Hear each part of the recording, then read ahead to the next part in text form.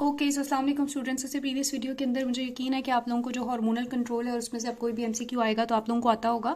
Chapter के and पे मैं आपको डिफरेंट एमसीक्यूज भी डिस्कस कराऊंगी ताकि आपको पता चल जाए कि हमने उससे कितना गेन किया है। अब हमने जो इंपॉर्टेंट बात करनी है वो प्यूबर्टी और सेकेंडरी सेक्शुअल कैरेक्टरिस्टिक्स के बारे में बात करनी है।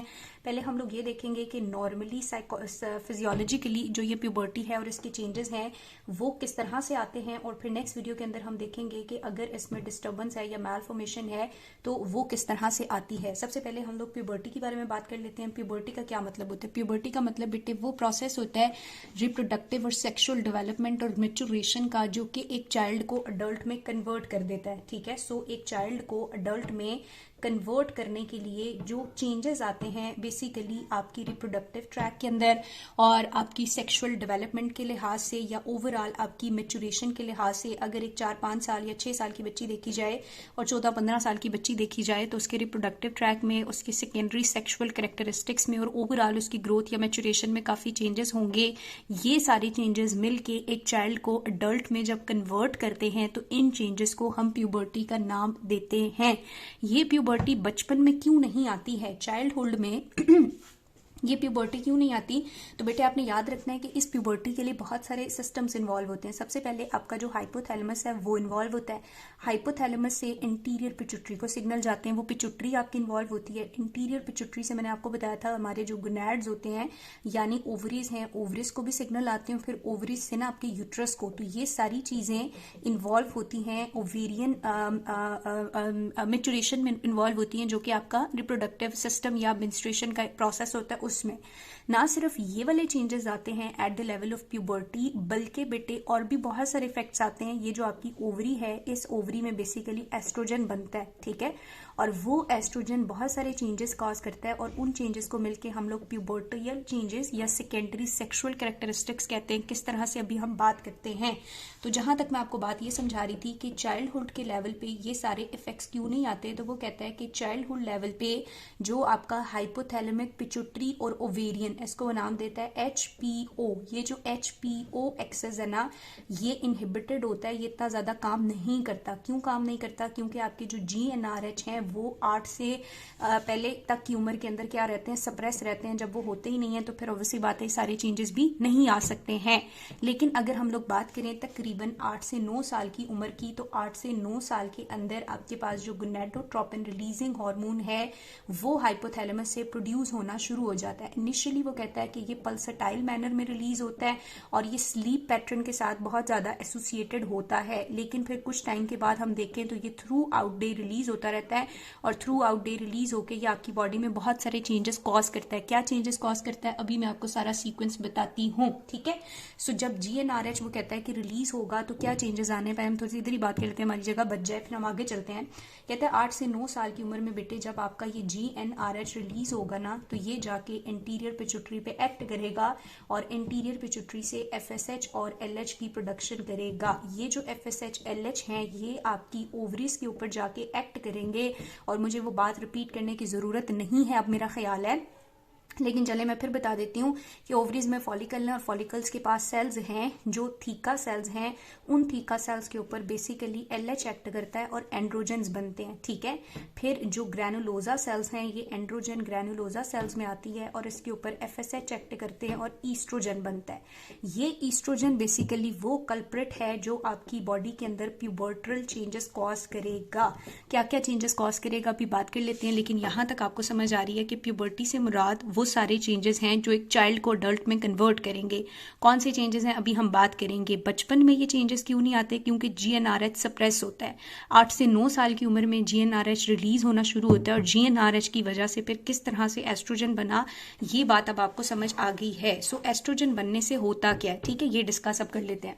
तो कहता है कि एस्ट्रोजन बनने से ना आपकी बॉडी के अंदर क्या चेंजेस आएंगे, ये अब आपने अच्छे तरीके से समझना है। चेंजेस में बेटे ये आएंगे कि 8 से 9 साल की उम्र में, 8 से 9 साल की उम्र में ये मसला सारा शुरू हो जाता है। और सबसे पहले जो एस्ट्रोजन है उसके लेवल ज़्यादा होते हैं। जब एस्ट्रोजन के लेवल ज़्यादा होते हैं तो नंबर 1 चेंज जो आता है वो ये होता है कि वुमेन की बॉडी के अंदर या वो जो लड़की है उसकी बॉडी के अंदर ब्रेस्ट डेवलपमेंट का जो प्रोसेस है वो शुरू हो जाता है। इनिशियली एक ब्रेस्ट बर्ड सा बनता है, फिर ये आहिस्ता आहिस्ता बनता है, फिर कंटूर होता है और फिर प्रॉपर ब्रेस्ट की डेवलपमेंट होती है। मैं पिक्चर आपको दिखाती हूँ। लेकिन इनिशियली हमने कहा क्या होगा, सबसे पहले ब्रेस्ट की डेवलपमेंट होगी ड्यू टू एस्ट्रोजन। और ब्रेस्ट की डेवलपमेंट जब होती है तो इसको हम लोग कहते हैं बेटे थिलार्की। ये आपने याद रखना है, इसको हम कहते हैं थिलार्की। नंबर 2 क्या होता है, यही एस्ट्रोजन जो है वो प्यूबिक रीजन में और जो एक्सिलरी रीजन होता है यानी बगल वाला जो रीजन है और जो एक्सिलरी रीजन है वहां पे क्या करेगा, हेयर्स की ग्रोथ स्टार्ट करा देगा। तो नंबर 2 क्या होती है, हेयर की ग्रोथ स्टार्ट हो जाती है। किस लेवल पे, एक्सिलरी लेवल पे और प्यूबिक लेवल पे। और ये जो हेयर्स की ग्रोथ है ये भी एस्ट्रोजन की वजह से होती है। और इस चेंज को बेटे हम लोग कहते हैं एड्रीनार्की। एड्रीनार्की पढ़ के आपने एड्रीनल ग्लैंड नहीं समझना मेरी तरह, ठीक है। सो एड्रीनार्की। नंबर 3 क्या होता है कि एकदम से ना आपने नोट किया होगा ग्रोथ स्पर्ट आता है, यानी एकदम से 8-9 साल के बाद लड़की का कद भी बढ़ता है, काठी भी बढ़ती है, वो थोड़ी मतलब ग्रोथ जो है वो बहुत ज्यादा एक्सेलरेट होती है, ठीक है। और नंबर 4 ये है कि मेंस्ट्रुएशन साइकिल स्टार्ट हो जाता है। और मेंस्ट्रुएशन साइकिल जब स्टार्ट होता है तो इसको हम लोग क्या कहते हैं, इसको हम कहते हैं मिनार्की, ठीक है। तो अब आपने याद रखना है कि जो सेकेंडरी सेक्सुअल कैरेक्टरिस्टिक्स हैं at the level of puberty वो क्या हैं।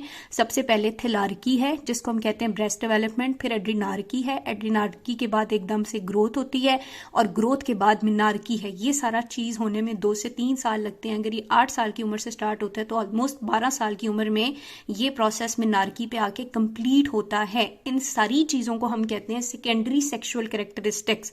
अगर बेटे उसकी ब्रेस्ट डेवलपमेंट नहीं है, हेयर्स की ग्रोथ नहीं है, इसका मतलब है सेकेंडरी सेक्सुअल कैरेक्टरिस्टिक्स डिलेड है, ठीक है। ग्रोथ स्पर्ट नहीं है या पीरियड स्टार्ट नहीं हो रहे, अगर मिनार्की नहीं है तो इसको हम एमिनोरिया कहते हैं। और ये भी हम आगे जाके पढ़ेंगे। बहरहाल ये चेंजेस हैं, ये चेंजेस आपने याद रखने हैं। उसके बाद कहता है कि ये जो मेंस्ट्रुएशन है इसकी जो मीन एज है वो 12.8 ईयर्स है। और ये वेरी कर सकती है डिपेंडिंग अपॉन रेस, वेरी करती है, हेरिडिटरी, बॉडी वेट के लिहाज से, एक्सरसाइज के लिहाज से, या इवन ये लेप्टिन पे भी डिपेंड करती है। बहुत सारी लड़कियों को 15, 16, 17 साल की उम्र में जाके भी पीरियड्स होते हैं और वो इस वजह से कि उनकी अम्मी को ऐसे हुए थे, उनकी नानों को। तो ये कॉन्स्टिट्यूशनल भी हो सकता है, हेरिडिटरी भी हो सकता है, रेस पे भी डिपेंड करता है। जो बहुत ज्यादा एक्सरसाइज लड़कियां करती हैं उनमें भी देर से स्टार्ट होते हैं। तो ये सारी चीजें डिपेंड कर सकती है। लेकिन जो मीन एज है मेंस्ट्रुएशन की दैट इज 12.8 ईयर्स, ठीक है। अच्छा, उसके बाद कहते हैं कि जब मिनार्की स्टार्ट होती है ना तो मिनार्की जो है वो तकरीबन रेगुलर होने में इसको 3 साल लग जाते हैं। इनिशियली हो सकता है एक दफा पीरियड्स हों, फिर 6 महीने हो ही ना, एक दफा हो, फिर 3 माह बाद हो, फिर ना हो, फिर इरेगुलर। तो इस तरह से इनिशियली जो है वो एन ओवुलेटरी साइकिल्स होते हैं और इरेगुलर पीरियड्स होते हैं। लेकिन 3 साल के बाद ऑलमोस्ट ये रेगुलर हो जाते हैं, ठीक है, नॉर्मल हो जाते हैं। तो ये सारी चीजें जो है वो उसने यहाँ पे डिस्कस की हुई है। तो आई होप कि आपको समझ आ गई होगी। अब आपकी बुक के अंदर ना उन्होंने वो चेंजेस बताए हुए हैं कि कैसे ब्रेस्ट डेवलपमेंट और हेयर की जो ग्रोथ है वो 1, 2, 3, 4 फेसेस से गुजरती है। वो आप लोग खुद देख लीजिएगा। अब ये तो हो गई प्यूबर्टी। अब नेक्स्ट टर्म जो होती है, नेक्स्ट चीज जो होती है ना वो होती है हमारे पास बेटे प्रीकॉशियस प्यूबर्टी।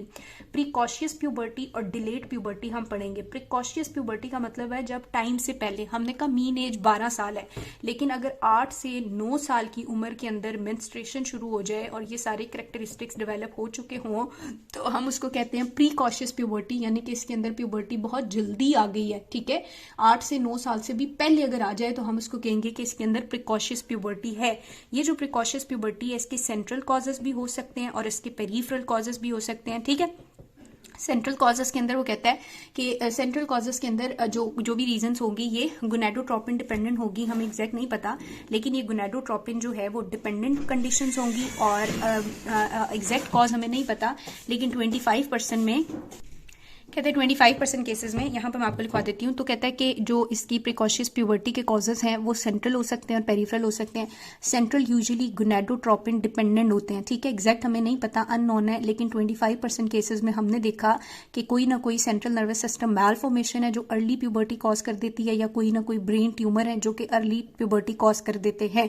पेरिफेरल कॉजेज के अंदर अगर हम देखें, यानी कि बॉडी के अंदर कोई रीजन है, तो ये नंबर 1 तो गोनेडोट्रोपिन इंडिपेंडेंट कॉजेज होंगे जिन्होंने प्यूबर्टी इतनी अर्ली कॉज कर दी है, और ये कुछ पैथोलॉजी के साथ एसोसिएटेड होंगे, या ये तब होंगे जब आप एस्ट्रोजन बाहर से ले रहे हो एक्सेस अमाउंट में, या एंडोजीनियसली एस्ट्रोजन बहुत बन रहा है, यानी कोई एस्ट्रोजन का ट्यूमर है जो बहुत एस्ट्रोजन बना रहा है, तो एस्ट्रोजन बनने से ये सारे चेंजेस बहुत अर्ली एज पे आ गए हैं। तो this is about pubertal changes and precocious puberty. अब नेक्स्ट चीज जो है वो हमारे पास डिलेड प्यूबर्टी, और वो मैं आपको जल्दी से बता देती हूँ, लेकिन आई होप कि यहाँ तक आपको समझ आ गया होगा। ना आया हुआ होगा तो मुझसे पूछ लें, और डस्टर मेरे पास है लेकिन मैं दूसरे कमरे में पड़ा हुआ इसलिए मैं उठा नहीं सकती हूँ। तो हम यहीं पे अपने स्वेटर से काम चला लेंगे, और यहाँ पे हम लोग बेटे बात करेंगे अब डिलेड प्यूबर्टी की। यानी एक तो हो गई प्यूबर्टी और एक हो गई प्रिकॉशियस प्यूबर्टी, और थर्ड हमारे पास होती है डिलेड प्यूबर्टी। डिलेड प्यूबर्टी हम तब कहते हैं जब एक लड़की को घर वाले हमारे पास हॉस्पिटल लेकर आए और 14 साल की उम्र तक उसमें कोई भी प्यूबर्टल या सेकेंडरी सेक्सुअल कैरेक्टरिस्टिक्स डेवलप नहीं हुए। जो हमने कहा था 8 से 9 साल में शुरू हो जाते हैं, यानी इसके अंदर कोई ब्रेस्ट डेवलपमेंट नहीं हुई होगी, प्यूबिक के रीजन पे या एक्सिलरी रीजन पे हेयर्स भी नहीं होंगे, और मेनार्की भी नहीं होगी, और ना वो इतना ज्यादा ग्रो कर रही होगी, तो इसको हम कहते हैं डिलेड प्यूबर्टी है। अब डिले प्यूबर्टी के जो कॉजेज हैं वो 2 कॉजेज हो सकते हैं, क्योंकि प्यूबर्टी के अंदर आप लोगों को पता है, हमने कहा हाइपोथैलेमस इन्वॉल्व होता है, उसके बाद पिट्यूटरी इन्वॉल्व होती है, पिट्यूटरी के बाद हमने कहा ओवरीज इन्वॉल्व होती हैं, तो ये सारी चीजें इन्वॉल्व होती है ना। तो 2 रीजन हो सकती हैं, या तो ये हो सकता है कि हाइपोगोनेडोट्रोपिक हाइपोगोनाडिज्म हो। अब इसको टर्म को समझो बेटे। अब हमें बताए कि एक तो गोनेडोट्रोपिन यहाँ से रिलीज होने चाहिए, ठीक है, यहाँ से, और दूसरी बात है कि गोनेड्स यानी ओवरीज प्रॉपर काम करनी चाहिए, ताकि एस्ट्रोजन बनेगा तो प्यूबर्टल चेंजेस आएंगे ना। तो हाइपोगोनेडोट्रोपिक हाइपोगोनाडिज्म हो सकता है, यानी ऊपर भी मसला है, ऊपर से गोनेडोट्रोपिन नहीं आ रहे इसलिए ओवरीज से भी प्रोड्यूस नहीं हो रहे। या दूसरी रीजन हो सकती है हाइपर ट्रोपिक हाइपोगोनाडिज्म, यानी कि ऊपर से तो वो बहुत आ रहे हैं बल्कि इवन ज्यादा ही आ रहे हैं, लेकिन हाइपोगोनाडिज्म है यानी गोनैड्स फेलियर है, इस वजह से प्यूबर्टल चेंजेस नहीं आ सके। ये 2 रीजन हो सकती हैं डिलेड प्यूबर्टी की, ठीक है। जो हाइपोगोनाडोट्रोपिक हाइपोगोनाडिज्म है, नंबर 1 वो कहता है ये कॉन्स्टिट्यूशनल हो सकता है, यानी फैमिलीज वाइज हो सकता है कि माँ को भी नहीं था आगे बच्ची को भी नहीं, इस तरह से हो सकता है। या फिर ये उन लड़कियों में जिनको एनोरेक्सिया नर्वोजा होता है, यानी वो जिनको लगता है हम बहुत मोटी हो जाएंगी, वो कुछ खाती पीती नहीं है, उनमें हो सकता है। या वो वुमेन्स जो एक्सरसाइज बहुत ज्यादा करती हैं, एमसीक्यू आया था मेरे पेपर में कि जो बेली डांसर है उसके अंदर डिलेड प्यूबर्टी है, तो उसकी रीजन चूंकि बेली डांसिंग में एक्सरसाइज ज्यादा हो रही है, तो इस वजह से ये हो सकता है हाइपोगोनाडोट्रोपिक हाइपोगोनाडिज्म। उसके बाद वो वुमेन जिसको क्रॉनिक इलनेस रही हो, क्रॉनिक इलनेस से मुराद उसको रीनल कोई फेलियर है या डायबिटीज से वो फेस कर रही है बचपन से, तो भी उसकी प्यूबर्टी डिले हो सकती है। या उसके अलावा बेटे वो कहता है कि कोई पिट्यूटरी में मसला है, या एक सिंड्रोम होता है जिसको हम कैलमन सिंड्रोम कहते हैं। सो अगर कैलमन सिंड्रोम है, कैलमन सिंड्रोम एक ऐसा सिंड्रोम है जिसमें GnRH की डेफिशिएंसी होती है, ठीक है, वो प्रोड्यूस नहीं हो रहे होते। या फिर आपके पास और पेशेंट की एसोसिएशन कैसे है, वो आपके पास आएगी कैसे, ज़ाहिर है डिलेड प्यूबर्टी के साथ भी और एमिनोरिया के साथ भी, कि उसकी पीरियड्स उसको स्टार्ट नहीं हुए हैं। अब अगर हम यहाँ पे बात करें तो यहाँ पे आपने याद रखना है कि गोनैड्स का बेसिकली फेलियर होता है, आपकी जो ओवरीज हैं वो ठीक से काम नहीं कर रही हैं, सो गोनैडल फेलियर होगा। गोनैड जो है वो प्रॉपर्ली अपना फंक्शन परफॉर्म नहीं कर रही हैं, और ये कब हो सकता है, ये टर्नल सिंड्रोम में हो सकता है जिसमें ओवरीज तो होती ही नहीं है, यानी गोनैड्स होते ही नहीं है, या प्री मेच्योर ओवेरियन फेलियर में हो सकता है। एसोसिएशन या आपके पास वो किस तरह से आएगी, डिलेड प्यूबर्टी और प्राइमरी एमिनोरिया के साथ, या इवन वो सेकेंडरी एमिनोरिया के साथ भी आ सकती है। प्राइमरी और सेकेंडरी एमिनोरिया से क्या मतलब है, ये नेक्स्ट वीडियो में मैं आपको पढ़ाती हूँ या समझाती हूँ। तो ये बेटे आपके प्यूबर्टल चेंजेस हैं। प्यूबर्टरी के चेंजेस ये वाले चेंजेस हैं, यानी आपके पास थिलार्की होगी, ड्रिनार्की होगी, ग्रोथ पर आएगा, और मिनार्की होगी। प्रिकॉशियस प्यूबर्टी टाइम से पहले। Central region, peripheral region. Central region में हमने कहा क्या भी हो सकता है, कोई भी सेंट्रल नर्वस सिस्टम का कोई ट्यूमर हो सकता है या कुछ भी हो सकता है। पेरिफेरल कॉजेज में हमने कहा कि पेरिफेरली यह कोई इंडिपेंडेंट या पैथोलॉजी हो सकती है, या एस्ट्रोजन प्रोड्यूसिंग ट्यूमर हो सकता है। डिलेड प्यूबर्टी, जब प्यूबर्टी डिले है यानी कि नहीं आ रही, 14 ईयर्स तक कोई भी प्यूबर्टल चेंज आया ही नहीं, ये वाले चेंजेस नहीं आए, इसकी रीजन हाइपोगोनाडोट्रोपिक हाइपोगोनाडिज्म ऊपर से मसला है या सिर्फ गोनैड्स में मसला है, ठीक है। अब नेक्स्ट वीडियो बड़ी इंपॉर्टेंट है जिसमें हम डेवलपमेंटल सेक्सुअल डिसऑर्डर्स के बारे में पढ़ेंगे। अब आपको नॉर्मल डेवलपमेंट तो समझ आ गई, अगर ये नहीं डेवलप हो रहे तो क्यों नहीं हो रहे, क्या मसला होगा, ये नेक्स्ट वीडियो में करते हैं।